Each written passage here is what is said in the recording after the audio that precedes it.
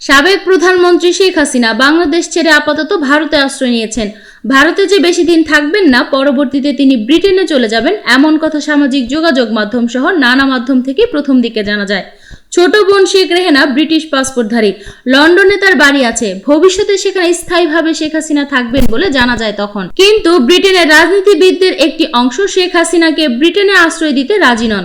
দেশটির লেবার পার্টির বাংলাদেশি বংশোদ্ভূত এমপি রূপা হক সম্প্রতি একটি ব্রিটিশ সংবাদ সংস্থাকে সাক্ষাৎকার দিয়েছেন।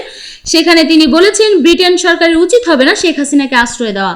উল্লেখ্য, লেবার পার্টির আরেক বাংলাদেশি বংশোদ্ভূত এমপি টিউলিপ সিদ্দিক শেখ হাসিনার ভাগ্নি হন। রূপা হকের এমন মন্তব্যকে তিনি অসন্তুষ্ট বলে জানালেন।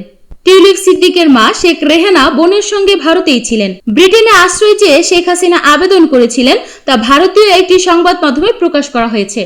কিন্তু ব্রিটেনের তরফ থেকে এখন পর্যন্ত শেখ হাসিনার আবেদনে কোনো উত্তর দেওয়া হয়নি। ব্রিটেনের শাসক দল লেবার পার্টি তাকে আশ্রয় দিতে চান না, কারণ বাংলাদেশের এই সাবেক প্রধানমন্ত্রীকে আশ্রয় দিলে ব্রিটেনে উত্তেজনা ছড়াতে পারে বলে লেবার পার্টি জানান।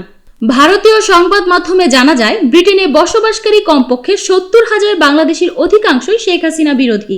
খবর পাওয়া গেছে, টাওয়ার হ্যামলেট সংলগ্ন এলাকাগুলোর বাসিন্দারা হাসিনা মুক্ত স্বাধীন দেশ উদযাপন করছেন।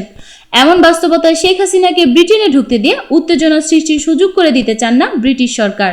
শেখ হাসিনার বিরুদ্ধে বিবৃতিতে বাংলাদেশ নিয়ে জাতিসংঘ পরিচালিত পূর্ণাঙ্গ ও নিরপেক্ষ তদন্ত চেয়েছেন ব্রিটিশ পররাষ্ট্রমন্ত্রী ডেভিড ল্যামিও। এমন পরিস্থিতিতে এবং পারিবারিক পরিচয় টিউলিপ সিদ্দিককে ফেলেছেন দুশ্চিন্তায়। বাংলাদেশের অন্তর্বর্তীকালীন সরকারের প্রধান উপদেষ্টা ডক্টর মোহাম্মদ ইউনূসের সঙ্গে টিউলিপের দূরত্ব স্পষ্ট। 2023 সালে ইউনূস যখন ওয়েস্টমিনিস্টারে যান, তখন তার সাথে রূপা হক এবং আরেক বাংলাদেশি বংশোদ্ভূত ব্রিটিশ এমপি রওশনারা আলী দেখা করেন, কিন্তু টিউলিপকে সেই সাক্ষাৎকারের ছবিতে দেখা যায়নি। শেখ হাসিনাকে নিয়ে ব্রিটিশ এমপি রূপা হকের অবস্থান স্পষ্ট।